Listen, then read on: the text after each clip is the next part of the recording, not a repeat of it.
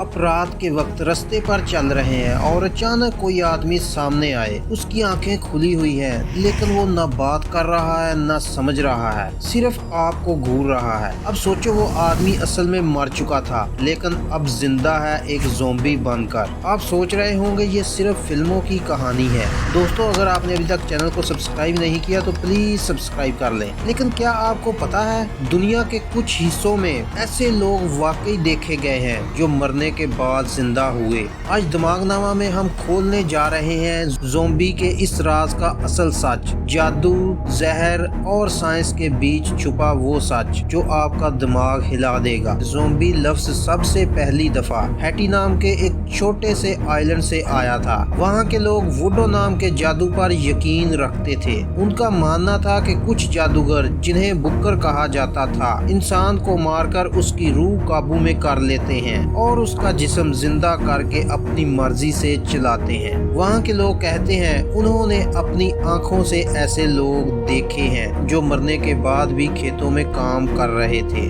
बिना अपनी मर्जी के, बिना होश के। सबसे मशहूर केस था क्लेयर वियस नरसीस का। 1962 में ये आदमी मर गया, उसका डेथ सर्टिफिकेट भी बना और दफन भी कर दिया गया। लेकिन 18 साल बाद वो अपने गांव लौट आया, वो भी जिंदा। उसने कहा कि एक बुक्कर ने उसे जहर दिया था और वो 18 साल उसके कंट्रोल में रहा। साइंटिस्ट ने जब इस कहानी की तहकीकात की तो उन्होंने हैटी के लोकल जादूगरों की पावर का एनालिसिस किया। उन्होंने पाया कि कुछ ज़ॉम्बी पाउडर में एक डेंजरस टॉक्सिन होता है जो पफर फिश के जहर जैसा होता है। ये जहर इंसान के जिस्म को इतना स्लो कर देता है कि वो मर गया लगता है, लेकिन असल में जिंदा होता है। कुछ घंटों या दिनों के बाद जब जहर का असर कम होता है तो बंदा दोबारा होश में आता है, मगर दिमाग का कंट्रोल खत्म हो चुका होता है। इस हालत को ज़ॉम्बीफिकेशन कहा गया, यानी जिंदा इंसान लेकिन अपने होश में नहीं। अगर आपको लगता है कि ये सब सिर्फ जादू की कहानी है तो सोचिए, फितरत में भी ज़ॉम्बीज मौजूद हैं। एक फंगस होती है ओफियोकार्डिसेप्स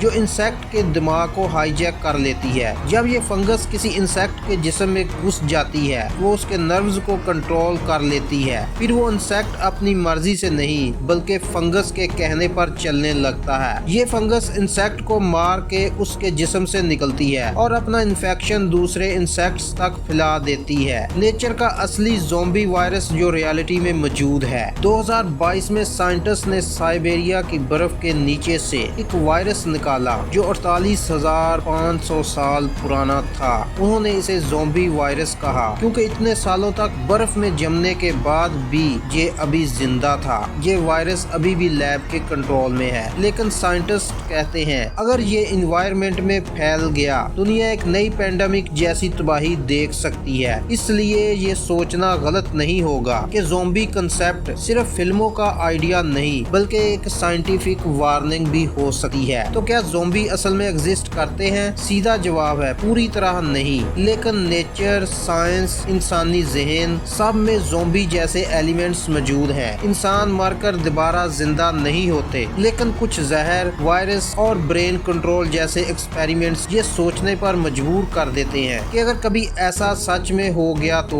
हमारी दुनिया कितनी देर तक महफूज रहेगी। अगर आपको ये वीडियो पसंद आई हो तो लाइक करें और दिमागनामा को सब्सक्राइब करना ना भूलें। यहाँ हम दुनिया के उन राजों को समझाते हैं जो आपके दिमाग को हिला देते हैं।